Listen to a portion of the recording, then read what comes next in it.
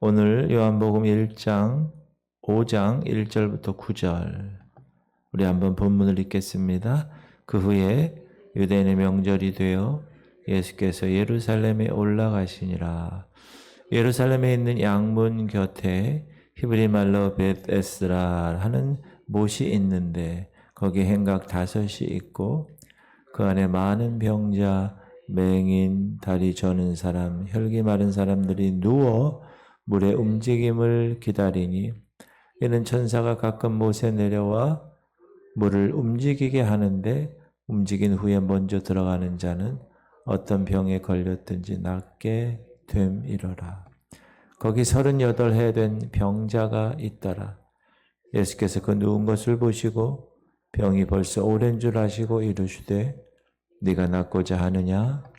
병자가 대답하되 주여 물이 움직일 때 나를 못에 넣어주는 사람이 없어 내가 가는 동안에 다른 사람이 먼저 내려가나이다. 예수께서 이르시되 일어나 네 자리를 들고 걸어가라 하시니 그 사람이 곧 나아서 자리를 들고 걸어가니라. 아멘. 이제 갈릴리 이 북쪽에서 사역하시다가 명절 되면 예루살렘에 이렇게 오셔서 이렇게 왔다 갔다 삶을 사시는 우리 예수 그리스도께서 오늘 본문 보니까 명절을 지키시기 위해서 예루살렘에 올라오셨다. 그리고 어디를 찾아가셨는가? 베데스다라고 불리는 연못에 찾아가셨다. 그렇게 기록하고 있습니다. 베데스다라는 말은 베이트 하스다. 그래서 집, 자비. 그래서 자비의 집, 은혜의 집 이란 뜻입니다. 이곳에는 많은 병자들이 병을 고침받기 위해서 모여 있습니다. 소경, 절뚝발이, 혈기 마른 자들, 소망이 없는 사람들이 이 행각에 누워서 연못에 물이 움직이기를 기다리고 있었습니다. 그럼 왜 이곳이 베데스다라고 이름이 붙여질 수 있었을까? 이 비참한 곳에 은혜의 주님이, 자비의 주님이 찾아오셨기 때문입니다. 베데스다는 마치 병자들의 아비 귀환의 장소인 것처럼 보입니다.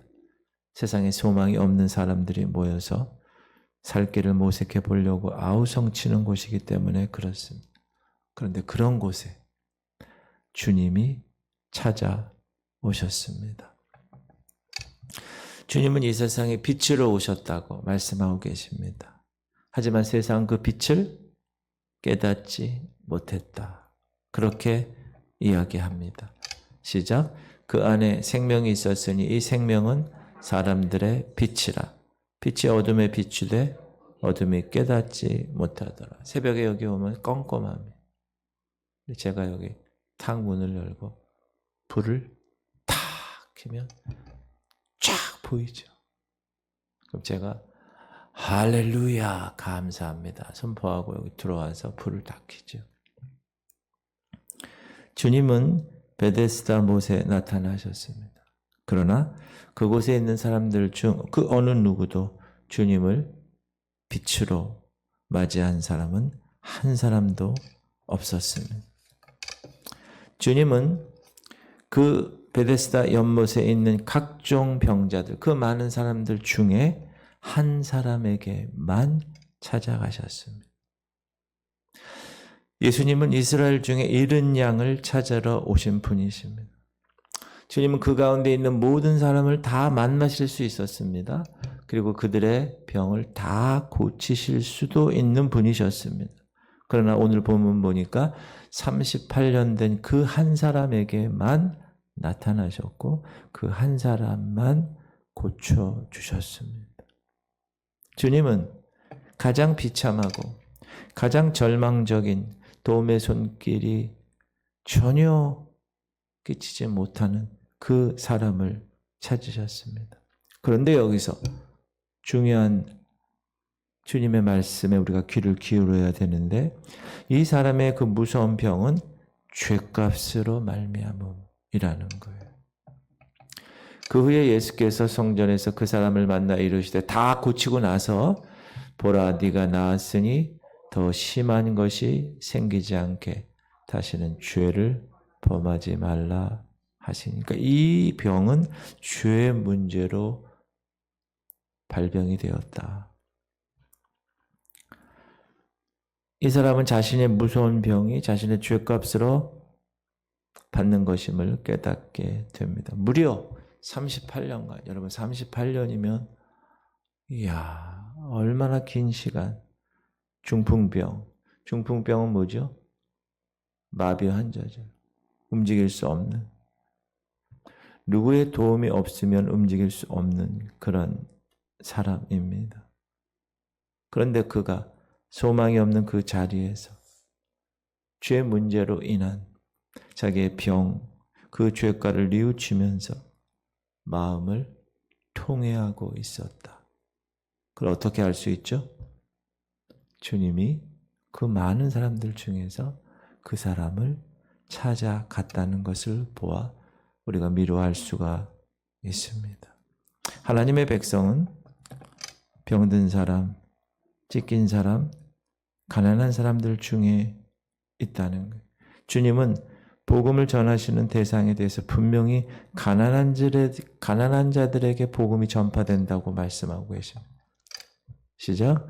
주의 성령이 내게 임하셨으니 이는 가난한 자에게 복음을 전하게 하시려고 내게 기름을 부으시고 나를 보내사 포로된 자에게 자유를, 눈먼 자에게 다시 보게 함을 전파하며 눌린 자를 자유롭게 하고 주의 은혜의 해를 전파하게 하려 하심이라 하였더라. 불같은 성령 임하신 곳에 예수의 사랑, 그 찬양하세요. 가난한 자에게 복된 소식, 포로된 자에게 자유를, 눈먼 자에게 다시 보게 함과 눌린 자에게 자유일세. 그 찬양이 있어요.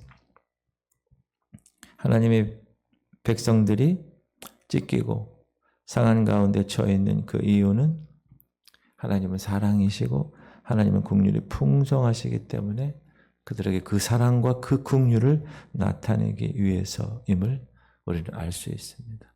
그래서 복음은 여러분 제일 먼저 가난한 자에게 우리 나라 가난할 때 복음이 들어갔고 지금도 저 남미, 중미, 아프리카 이런 가난한 지역에 복음이 얼마나 강렬하게 지금 불타오르는지 몰라요, 여러분.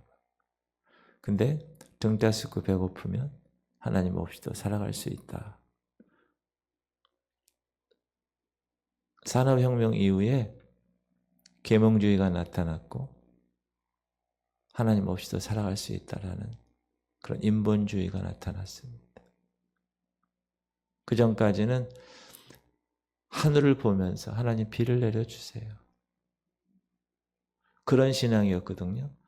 근데 산업혁명 이후에 공장에서 먹을 걸 다 찍어내니까 하나님이 없어도 되는 거예요.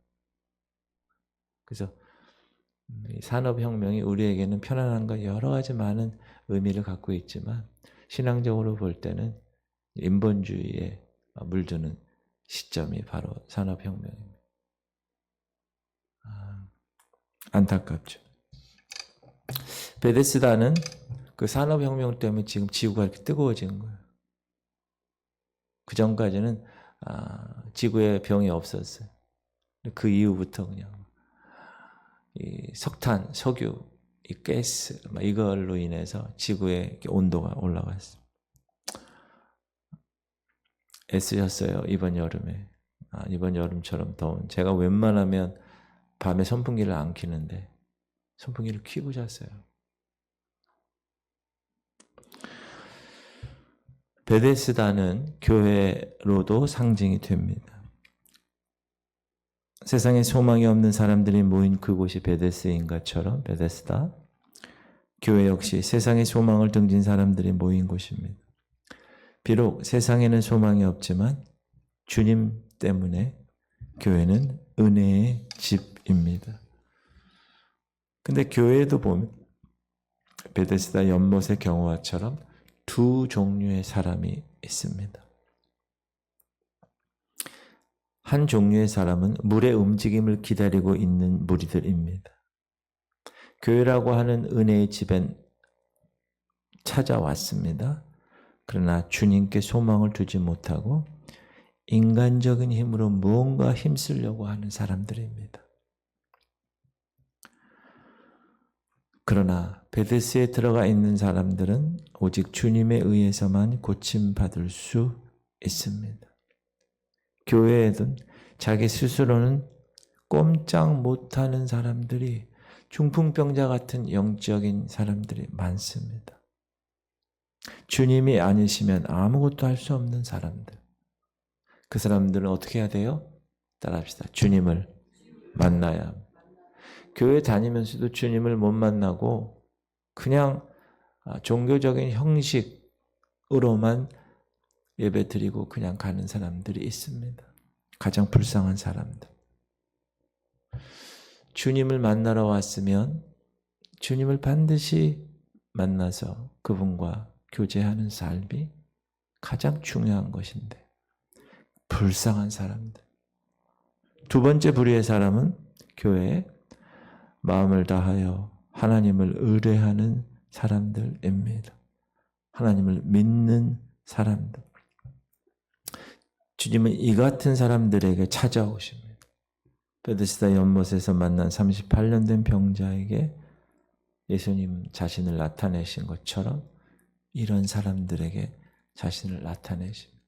통회하고 자복하고 세리처럼 죄인처럼 주님께 와서 저 구석에서 주님 하며 이 앞에서 폼 잡고 옷 잘 입고 큰 소리로 나는 일주일에 2번 금식하고 거리에 나가서 기도하고 그런 바리새인들을 찾아오지 않으시고 가슴을 치며 주님, 저는 주님 앞에 설 수 없는 사람입니다. 그런 자복하는 마음으로 주님께 와서 간구하는 그 사람을 만나 주시는 것입니다. 우리는 이 베데스다를 찾으신 예수 그리스도 오늘 본문을 통해서 몇 가지 교훈을 얻을 수 있는데 주님이 찾으시는 사람은 믿음이 없는 사람도 찾으신다는 거예요. 믿음이 좋은 사람만 주님이 구원하시는 대상에 들어가 있는 것은 아닙니다. 베데스다 연못에서 주님을 만난 사람은 그의 대화를 통해서 믿음이 없다는 사실을 발견했지만 주님은 베데스다에 가신 그 목적을 이 한 사람, 38년 된 이 한 사람을 만나기 위해서 가셨다. 그 의도를 분명히 말씀하십니다. 그리고 그 믿음 없는 사람에게 소망을 주십니다. 주님은 그 병자에게 이렇게 물으시죠. 시작. 예수께서 그 누운 것을 보시고 병이 벌써 오래된 줄 아시고 이르시되 네가 낫고자 하느냐? 네가 낫고자 하느냐? 이 말을 하심으로 그의 병이 고칠 수 있다라는 소망을 그에게 안겨주었습니다. 이 낫고자 하느냐의 하느냐는 텔레이스라는 말인데 네가 원하느냐. 그 사람의 마음속에 그 치유에 대한 비전을 심어 주신 것입니다. 사랑하는 성도님들, 38년 된 병자 그는 주님의 얼굴을 우러러 보면서 주님의 도움을, 주님의 자비를 구했습니다. 주님은 그에게 구원받을 만한 믿음이 있음을 보셨습니다. 그리고 결정적인 말씀이 내려집니다.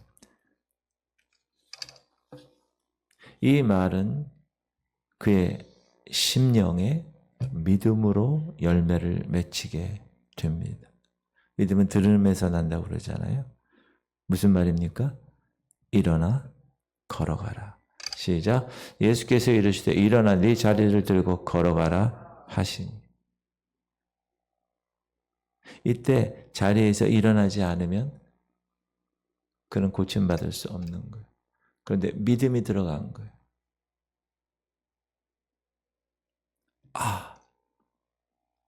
일어나 네 자리를 들고 걸어가라. 일어났습니다. 자리를 들고 걸어갔습니다. 그는 이제 어둠에서 빛으로 걸어간 겁니다. 사망의 자리에서 생명의 길로 걸어간 것입니다. 주님의 말씀을 들었다면, 사망의 자리에서 일어났다면 우리도 이 사람처럼 빛을 향하여 생명의 길로 걸어가야 할 것입니다. 왜? 여러분 이제 빛의 자녀가 되었으니 그 자녀에 걸맞게 생명의 길로 걸어가야 되는 것입니다. 여러분은 이미 그 빛을 받으신 줄 믿습니다. 그러면 이제 이 구원의 이 성화의 모든 삶은 여러분의 선택에 있습니다. 제가 너무나 성화에 대해서 강조하고 있죠. 제 설교의 거의 90% 이상이 성화입니다. 왜? 중요하니까. 그리고 그거는 여러분이 해야 되는 거니까. 그래서 제가 계속 영적으로 여러분을 깨우는 거예요. 오늘도 하루 여러분 어떻게 사시겠습니까? 빛의 자녀로 사시겠습니까? 아니면 그냥 세상에 속한 자로 살아가시겠습니까? 그것은 여러분이 결정하는, 여러분이 선택하는 거예요.